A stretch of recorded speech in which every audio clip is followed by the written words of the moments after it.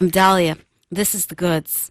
And the most important attributes of any employee, I would say, work ethic, being prepared, doing your best, delivering on time, going that extra mile, caring. And caring is number 6, but it really encompasses all of these things, but 6 is my favorite number, so I had to make a list with 6 things. And from employers who have actually taken this no-risk risk, perceived risk, as it were, of hiring people with, let's say, intellectual disabilities. And I've told you the story of the man who had all of those coffee shop franchises, who hired the people with intellectual disabilities, and he had the best performing franchises in that very popular coffee shop chain. And people with disabilities do very well because oftentimes they're appreciative and they care more and they try harder because they have to. They have to try harder. They have to fight harder because they're up against not only the competition of others, but they're up against scrutiny and they're up against discrimination. And they have to prove themselves on another level, and they're still being ignored. But there is a place here in Ottawa that is trying to help. It's called Live, Work, Play. And joining me now, he's the co-leader and director of communications. He is Keenan Wellar. Good morning, sir. Hey, good morning, Dahlia. So when I asked you to join on the show, that happened to be just at a moment when you were seeing in your Facebook timeline people talking about the disabilities segment that we had on the goods last week. Exactly. And this is very much up your alley because you're fighting very hard to help people with disabilities in our community.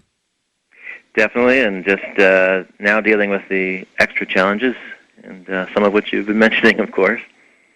Well, right now with the pandemic, and I asked this question online, for instance, should internet be a universal basic human right in Canada? And people saying, no, get a job first, do this, do that. How important would you say internet is to our disabled community, who, by the by, many of them barely get any benefits from the government to survive through a typical month?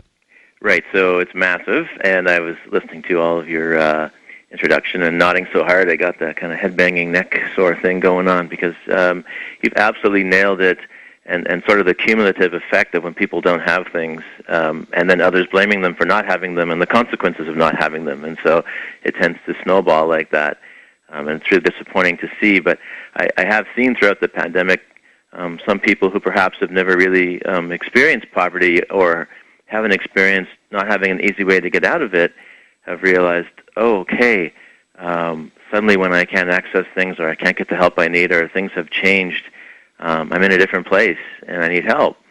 And so hopefully we're building some understanding about those things. But, you know, for people with intellectual disabilities, depending on their living situations, they can be pretty cut off in a group home type setting or some other residence where they don't really even have their own space or not their own computer.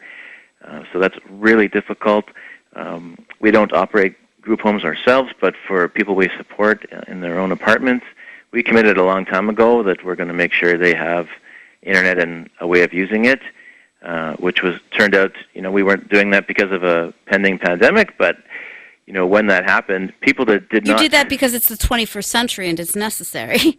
Yeah, I mean, we did it quite simply. I don't even remember the exact conversation. It was about 15 years ago, and I think it had to do with, Facebook and other social media just booming, and within 5 minutes we're like, well, George doesn't have internet, so he doesn't even know what everyone's talking about. And we're like, okay, well, I guess we'll have to deal with that. Interestingly, there were options many years ago. There were some free internet options that were on. I'm sure lots of people still have NCF, National Freenet accounts going on, and things like that were free back in the day. And there was a big movement. I actually worked in IT a long time ago, and there was a big movement like, this is something that needs to stay free because we don't want to have, elite accessed information. And, obviously those thoughts were on point because now we're at that where you have to have it. We're going to cashless, all kinds of things. So, again, we didn't do it because of the pandemic, but in the last few months, the fact that, some years ago we just said whether the government's going to do it or not, we have to make sure everyone we support has internet and some kind of a device.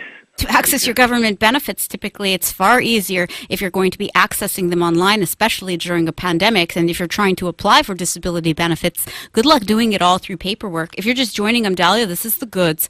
And Live, Work, Play is an organization here that helps the community welcome and include people with intellectual disabilities, autistic people, and individuals with a dual diagnosis to live, to work, to play as valued citizens. And Keenan Wellar is with that organization, and he's with us right now.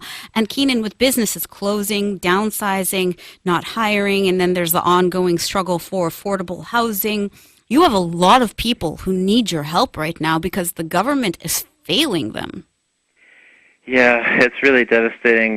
We're having actually great progress with employment throughout the winter and spring, and actually in the years leading up to the pandemic. And obviously this is not a problem that business can solve by themselves, so this is a whole new dimension for us. I felt that we had just met so many employers in Ottawa that do get it. We've been having a breakthrough with the federal government, who'd hired over 100 people, and now it's just this changing dynamic where we're dealing with even some of these wonderful, whether they're large or small, and obviously people are now working from home if they're continuing with their jobs. And one of the hardest challenges is a lot of the success we've had has to do with jobs that is involved in supporting an office. And including many types of computer work, but it is based around the fact that the office exists. And now those types of office positions are disappearing, and that cannot be transitioned to work at home. And so we're into, just like that, a very new dynamic that we didn't see coming, certainly not so quickly. I want to get into this whole idea of, well, the government supports for social profits. I hate saying not-for-profit because I think that already dismisses the ability of these organizations. So how is the government, because it purports to be helping so well, how is the government supporting these for social profits who are trying to support our community, who the government is neglecting or ignoring? And with so many people experiencing job loss or underemployment or lack of resources, what is Live, Work, Play? What is their recommendation? How can they help you? We're going to get to that next with Keenan. I'm Dahlia. This is The Goods on 580 CFRA. Hello and good morning to you. A happy Sunday. I'm Dahlia, and still ahead, Biff Naked is going to be joining us because the rock star is not only a survivor, but she wants to help other people survive too. Right now, I'm having a conversation with a man who's part of a key organization in our community that we actually need to help grow stronger. It's called Live, Work, Play, and it helps the community welcome and include people with intellectual disabilities in many different ways when it comes to living, working, and playing as a valued citizen. So Keenan Wellar is with us right now. And, Keenan, we were saying how the pandemic has been so hard on people with disabilities in so many ways, from financial, emotional, medical, economic perspectives. We have the underemployed, we have the unemployed, and then we have these for social profits who are trying to help and trying to do their part. We have the government who's saying they're helping, but people on disability are saying, no, the government is not helping. And so I wonder, what's it like for social profits? Are they feeling the help from the government? Right. So I'll just say for our particular small sector called developmental services, there has been some what they call pandemic pay for frontline employees, and there is, for example, a relief fund where you can apply for unusual expenses, for dealing with PPE or other things. But I think it's important for the public to understand, maybe they're seeing all these announcements every day from federal and provincial governments about all these different types of programs that nonprofits and community organizations can access. But I look at the report put out by the Ontario Nonprofit Network, and it confirms kind of what we all suspected, which is we're just not able to access them. Most organizations, so it's 65% of nonprofits haven't been able to access any type of federal government support. And, there's some ridiculous stats. There's an announcement about relief from rent because, sure enough, not just for nonprofits, but for all types of organizations, businesses. You have all paying out every month this massive expense that's called rent, and then you're not using the office, and and revenues are down, and so they had a rent relief program. But it depends. They should call it rent instead of food, by the way. That's what it should be called. Right. And but because landlords have to choose to participate in one of those types of programs, I think it's something like 4% who managed to access this. So I'm just finished helping shrink our office because we want to. So Live, Work, Play just had to shrink its office during a pandemic when people are in more need of your services now than ever before. Well, yeah, it's the focus on what the people need and not, the office space isn't important to any of us. The square footage isn't important. Yeah. So that was a tough but necessary choice and, part of something. I'm sure we would have been progressing to a smaller office regardless because most of us do our work in the community and the importance of an office is reduced because we use the Internet. The Internet is that important, is it? Extremely important, but getting onto the people, I hope also that I'm sure your average member of the public who doesn't have a family member with a disability, they're not aware of, Ontario Disability Support Program being less than $1,200 a month for everything, rent, food, and if you live in Ottawa, you know that trying to find an apartment and pay rent and everything else for $1,200 is really Some people are telling me they get $900. Right, exactly. That's I'm maxing out just to put it in perspective because, of course, something like CERB is $2,000. And people were saying, well, that's not enough.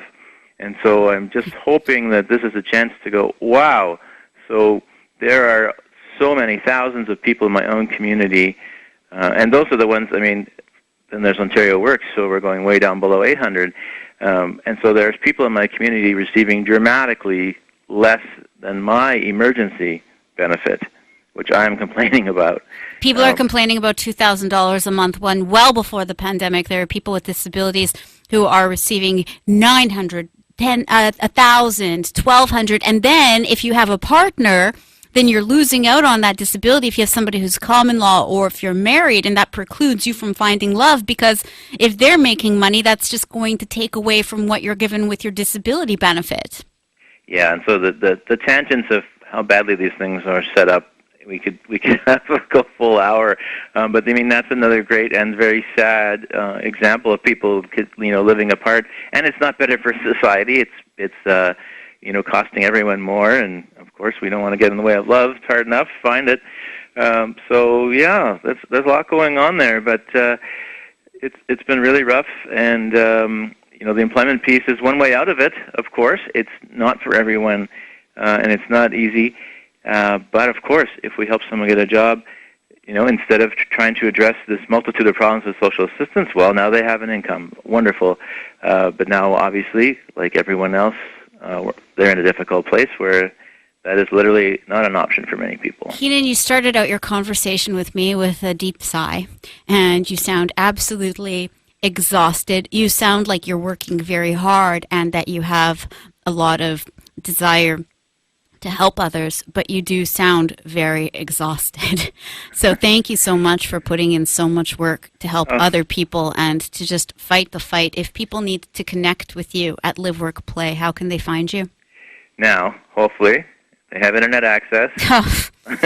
liveworkplay.ca, and you'll find our whole list of contacts. So you mean somebody who's looking for a job and somebody who's looking for help who doesn't have the money to have internet, needs to have internet to help find themselves a job? Interesting. Yeah. By the way, there's a question online, should internet be a universal basic human right here in Canada? Thank you for the good work you do. I want to have an update, what's going on in the weeks ahead from Live, Work, Play. Keenan Wellar, thank you so much. Still ahead, challenges for university students and professors.